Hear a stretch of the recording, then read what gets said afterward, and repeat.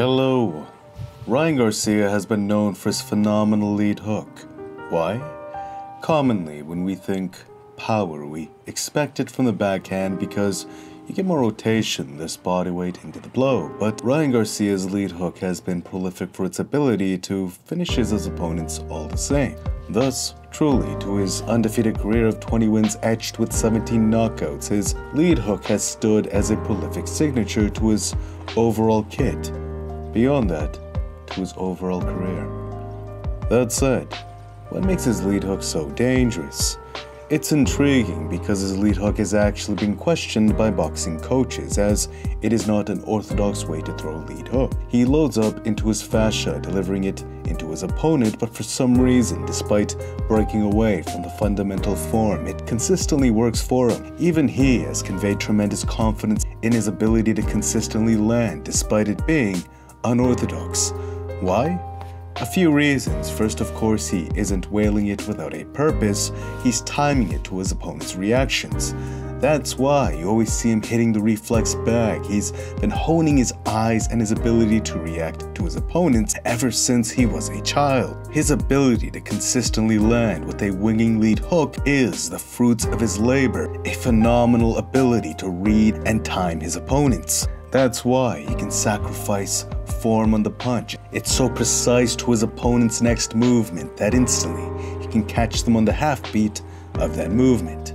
Reading rhythm and timing against rhythm, at this point he's drilled the technique and the philosophy of the technique so diligently that when he feels the window, the strike comes out virtually autonomously based upon that feeling. But there's another component as to why this strike is so dangerous. Loading up essentially means more telegraph, which means his opponent will be able to see the strike coming. Of course, that telegraph is compensated for by the timing of the strike, which we've just covered, but also they call him the Flash for a reason. Watch how Ryan Garcia beats a straight punch with a looping lead hook. How is a looping punch beating a straight punch to the strike?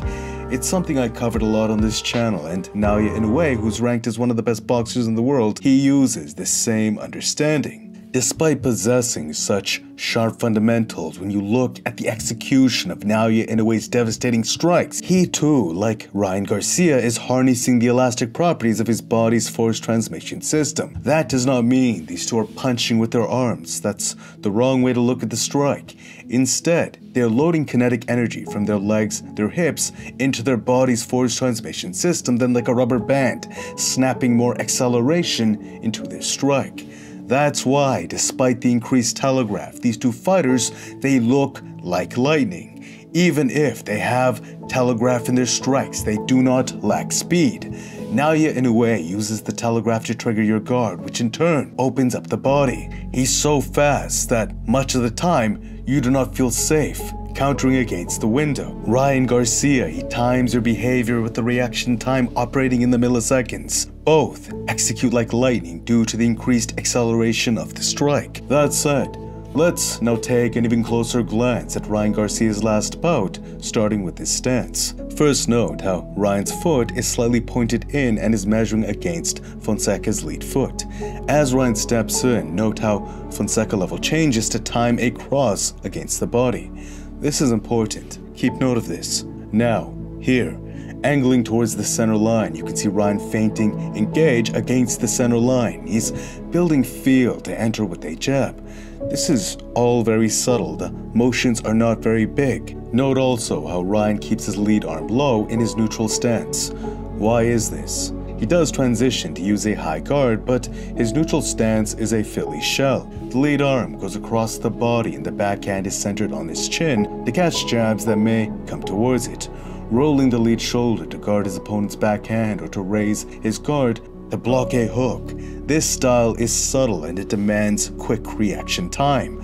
Also, he wants his opponent to engage on him by leaving the lead arm low. He's actually feigning vulnerability. He's coaxing his opponent into his range. That said, note this duck jab to the body. Here, this time Ryan gets his field countering the duck jab to the body. Note his lead hook, how he turns his lead foot in, but in unorthodox fashion loads into his fascia. Stepping towards the center line and turning his lead foot in, he accelerates his strike using this technique. Here, step towards the center line. Then as he steps in again, he already has a feel for Fonseca's level change. Instantly, before he could fire his jab, Ryan catches him with lightning from the lead hook. Fonseca, he tries it again, and note how he's putting more oomph into his jab by pumping his backhand out. Sure, this does give his jab more power, which, if it does connect clean, would mitigate follow-up from his opponent, but the double edge is that he's opened up his guard to his opponent. Lead hook once again enters like lightning from the flash. Francisco Fonseca tries his hand at a jab with a level change. He was trying to set up to touch with his lead, then enter with a powerful cross. Unfortunately for him, the download is complete. Ryan Garcia's feeling out process is complete. Perfectly, he times his lead hook before Fonseca could even get his strike off. Like a lightning bolt from Zeus, boom! Fonseca is zapped out of consciousness. Ryan had many elements to his game that simply transcended Fonseca's. Their reach is about the same, but of course height does play a factor. Nonetheless though, what we should truly be looking at is Ryan. He was reading Fonseca's intent much more effectively, which translates to the fight IQ advantage, and quite frankly, he was just faster. The man was straight Zeus throwing bolts of lightning. When you slow it down, then piece the puzzle together, truly, Ryan Garcia had a significant skill and speed advantage over his opponent.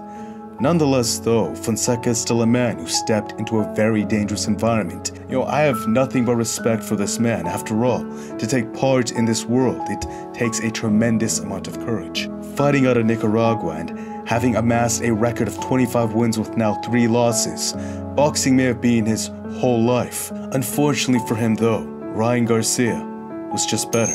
It's a ruthless game, but as ruthless as this game may be, thank you Ryan Garcia and Francisco Fonseca for this lesson.